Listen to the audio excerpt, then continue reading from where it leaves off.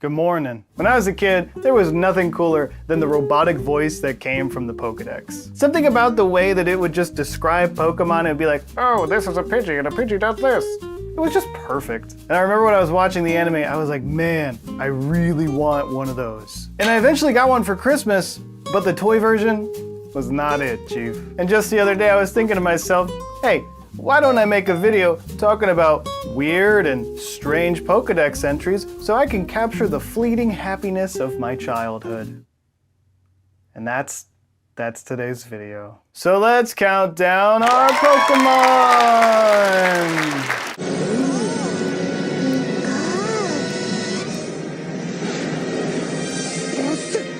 Parasect was one of the first Pokédex entries that made me question the cute bubbliness that was the Pokemon franchise. I'd always thought that Paras was just this cute little crab mushroom man, and I mean, even its description wasn't that bad. It talks about how it burrows under the ground to gnaw on tree roots, and the mushrooms on its back absorb most of the nutrition, which is very cute and very sweet. But then it evolves into Parasect, and that's when the curtain drops. Since evolving from Paras, the parasitic mushrooms on its back have grown and completely taken over the host. So now that cute little Pokemon is just a zombified husk which is being used as a puppet for its fungal overlord. Like, he's just always in his own world. He really quiet for real unless he know you.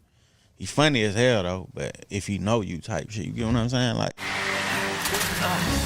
I'd suggest you grab some tissues because this one is gonna get pretty sad. It's no secret that Charmander is pretty dang loved by the community, and I can guarantee you it's probably most people's favorite starter. But boy do I remember when the anime depicted Charmander almost dying because his little flame on his tail almost went out. Do you remember that? Because I remember that, scarred in my mind. And you see, each version of Pokemon that comes out, the Pokédex entry is usually like a little different, but they tend to stay consistent. So if we jump all the way back to Fire Red, Charmander's entry reads, from the time it is born, a flame burns at the tip of its tail. Its life would end if the flame were to go out. So basically what this is saying about this cute little Zippo lighter is it's either at perfect health or literally on the verge of dying. Alright then. Gently. Good boy. In my opinion, I think grown adult pigs are kind of grody. I just do. But now piglets, on the other hand, they're small, they're cute, and the noises they make are actually quite nice. And then there's Spoink. It bounces on its little corkscrew tail, it's got a cute little pearl up top, and oh yeah, if it stops bouncing, it dies. I mean, look at this. According to its Violet entry, using its tail like a spring, it keeps its heart beating by bouncing constantly. If it stops, it dies. This cute little Pokemon can't stop moving for a second, or it won't turn into bacon, but it'll be dead. Can you imagine the anxiety that this little thing lives with? It's a baby Cubone they sell for a high price. If you've played Pokemon, you are well aware of Cubone. It's the cute little Pokemon, wears a skull for his little hat, it's got a little bone, smacks the crap out of people. You know that one, that cute little Pokemon. But diving a little deeper reveals an entirely different perspective. You see, the skulls that Cubones wear are actually the skulls of their dead mother. And it's also said that they cry so much from this that they stain the skull helmet. Like, what? What? Man, I remember being a kid and catching one of these and be like, oh man, this is a cute little Pokemon, can't wait to raise him up. Oh geez, didn't know I was catching BoJack the Horseman over here. My mom died and all I got was this free churro. There's two types of people in this world. There's people that like mushrooms, and there's people that don't like mushrooms. But this Pokemon, whose name I absolutely will not try to pronounce, was introduced in Generation 7, and it's weird, man. Do you really think that's a face that's up to some good? Nah. If we read Pokemon Sun's entry, it says, forests where Shiinotic live are treacherous to enter at night. People are confused by its strange lights, can never find their way home again. Now that's definitely pretty weird, and that's also extremely creepy. But if we dive into Moon's Pokédex entry, we get a little bit more insight into this little mushroom man. It emits flickering spores that cause drowsiness. When its prey succumb to sleep, this Pokemon feeds on them by sucking in their energy. Wowie. Also, I'd just like to say, does anybody else think this Pokemon kind of looks like Mr. Burns from that one episode of The Simpsons? You know, where he's like out in the forest and like, you know what I'm talking about? Yamask, the Spirit's Pokemon. Let me ask you a question. You like jazz? Well, how about Ghost Pokemon? Even if you said no, I'm still gonna talk about this little guy. Introduced in Gen 5, it actually has a really cool gameplay mechanic. In the Galar region, when it reaches 34, if it's taken under the bridge in Dusty Bowl, after it's lost 49 HP, it will evolve into a different form, actually. But I know that you are not here for a complicated breakdown of stats and how to evolve. You're here for weird and creepy Pokédex entries, which is kind of weird. Not gonna lie, why are you doing that, weirdo? So if we read the entry from Pokemon Black, each of them carries a mask that used to be its face when it was human. Sometimes they look at it and cry. Oh boy, that's depressing. I wonder if Pokemon Shield has a less depressing entry. Let's check. The spirit of a person from a bygone age became this Pokemon. It rambles through ruins searching for someone who knows its face. Well, that's not any better. President Phantump. If you see this, please save us. So this Pokemon, cute as fuck.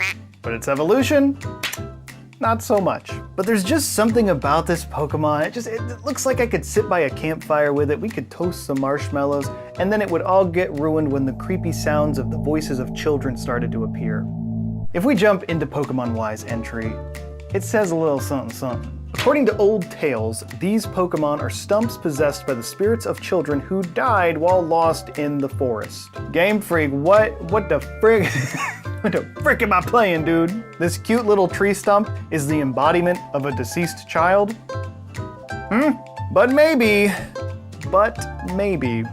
Ultra Sun's entry will be a little better. By imitating the voice of a child, it causes people to get hopelessly lost deep in the forest. It's trying to make friends with them. You ever get in trouble, come find me. I'll take care of you. 'Cause you and me, we're like brothers, only closer.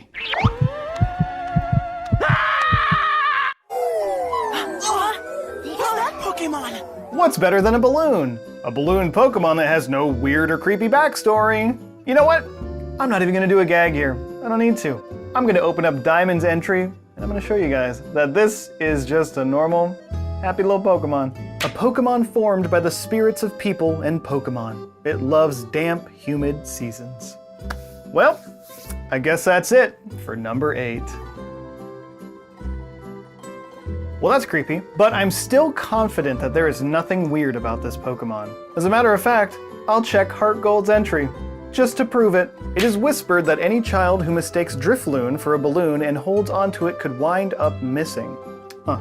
Well, to be honest, that could mean that maybe the kid just misplaced something, his shoes, Pokemon, his soul. Okay, you know what?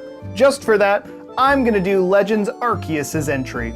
Said to lure away young children and carry them off to the afterlife. Some whisper that Drifloon are formed of reincarnated human souls, but these rumors are as yet unconfirmed. Fuck. Ew. What an interesting artifact. So like, what is this thing supposed to be? It's referred to as a soft tissue Pokemon, which don't even get me started on that.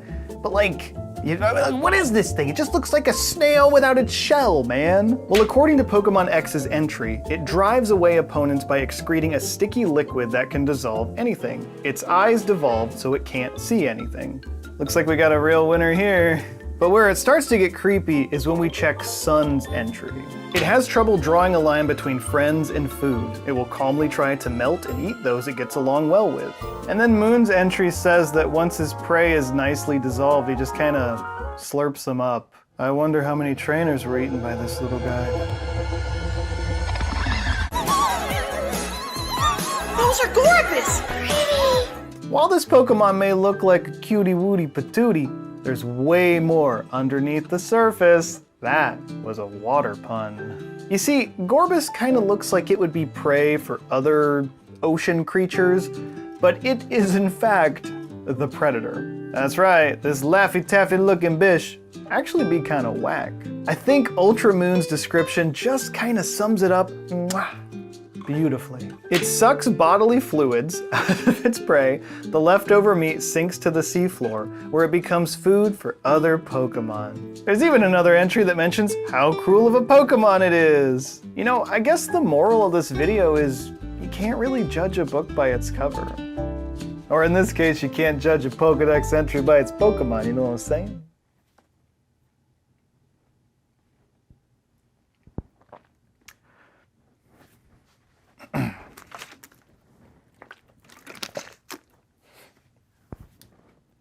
Good night.